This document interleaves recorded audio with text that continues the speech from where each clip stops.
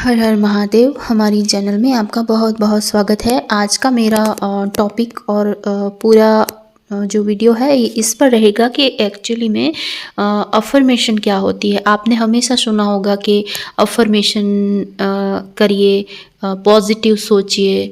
तो जो भी ये अफर्मेशन है वो क्या है और इसका हमारी ट्विन फ्लेम जर्नी में क्या इसका इफ़ेक्ट है, तो शुरू करते हैं। सबसे पहले अफर्मेशन क्या है।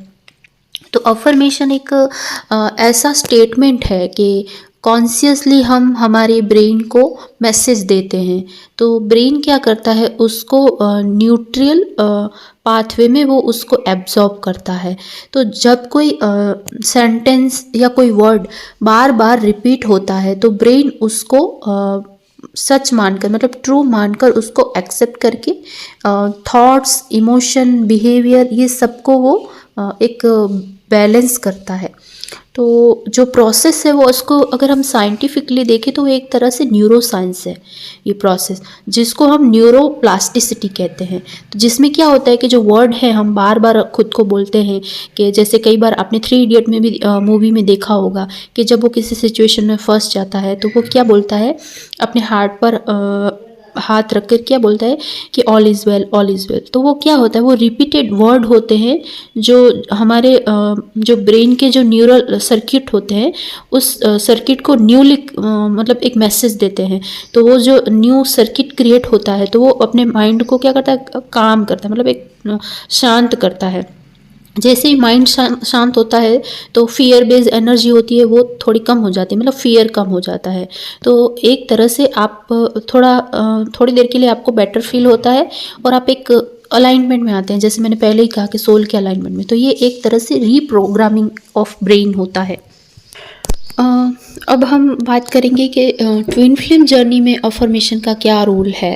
तो जैसे कि अफर्मेशन तो सबके लिए सेम ही वर्क करती है, लेकिन अगर हम ट्विन फ्लेम की पर्टिकुलर बात करें तो सबसे पहले तो ये क्या करता है, माइंड को रीप्रोग्राम करता है। क्योंकि ट्विन फ्लेम में बहुत सारे ऐसे नेगेटिव थॉट पैटर्न्स होते हैं जो बहुत सारी लाइफ टाइम से चले आते हैं, या फिर सोसाइटी के जो भी बनाए हुए रूल्स और रेगुलेशन है वो माइंड में इस तरह से बैठ चुके होते हैं। मतलब एक तरह से जो दिमाग होता है हमारा वो इतना ज़्यादा शोर करता है कि कई बार हमें सोल की आवाज़ ही सुनाई नहीं देती है और इसीलिए वहाँ से कन्फ्यूज़न क्रिएट होता है। तो उस कन्फ्यूज़न को क्लियर करने के लिए भी अफर्मेशन बहुत ही पावरफुल टूल है एक, क्योंकि अफर्मेशन से माइंड को बार बार ये मैसेज जाता है कि जो भी आपने ईगो बेस्ड थॉट्स पकड़ लिए हैं या फिर जो आपने बिलीव सिस्टम बना लिया है वो गलत है। क्योंकि माइंड को कभी भी एक बार में चीज़ समझ में नहीं आएगी। अगर आप माइंड को एक बार कुछ बोल दोगे कि हाँ ये चीज़ है, तो वो नहीं, उसको प्रूफ चाहिए, उसको साइंटिफिकली प्रूफ चाहिए, उसको 3D बेस्ड प्रूफ चाहिए। वो एक ऐसा मानने वाला नहीं है, तो उसको बार बार एक चीज़ समझानी पड़ती है।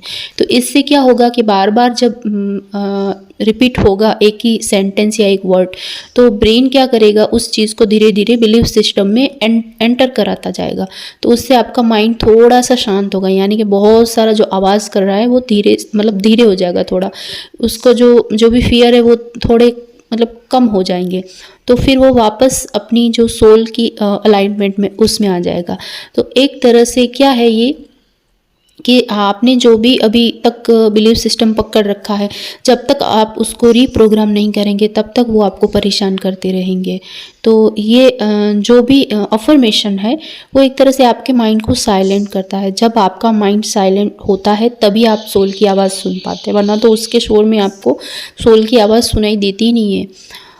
तो अफर्मेशन माइंड को एक तरह से काम करता है और फिर सोल की फ्रीक्वेंसी में सेट करता है। मतलब हमारे जो हार्ट है उसको थोड़ा टाइम मिलता है कि हाँ अब माइंड शांत हो गया है, वो पुरानी बिलीव सिस्टम को इतना इम्पोर्टेंस नहीं दे रहा है, तो आप सोल को सुन सकते हैं और उसके अकॉर्डिंग आप चल सकते हैं।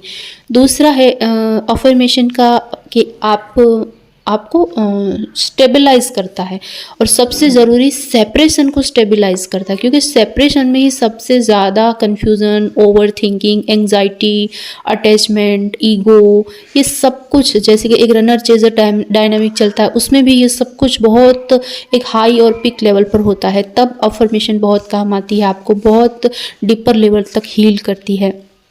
और तीसरा है कि ये आपके वाइब्रेशन को है ना एक हायर डायमेंशन में शिफ्ट करती है, यानी कि आपके जो सेपरेशन कॉन्शियसनेस है, मतलब जो आपको ऐसा लगता है कि सेपरेशन है, माइंड को यही लगता है कि अगर ट्विन हमसे अलग है तो, या फिर कोई भी इंसान आपसे अलग है तो आपको लगता है कि अलग है, तो वो पूरा बिलीव सिस्टम बन जाता है। तो उसको तोड़कर वो आपको एक यूनियन की फ्रीक्वेंसी में लाता है अफर्मेशन, यानी कि आपको याद दिलाता है कि आप सोल लेवल पर यूनाइट हैं, यानी कि आपको आपके जो वाइब्रेशन है वो सेपरेशन से यूनियन की तरफ शिफ्ट होते हैं। तो अपने आप नेचुरली आप देखेंगे कि ट्रस्ट, सरेंडर, सेल्फ वर्थ और अनकंडीशनल लव की एनर्जी में आप शिफ्ट होने लगते हैं।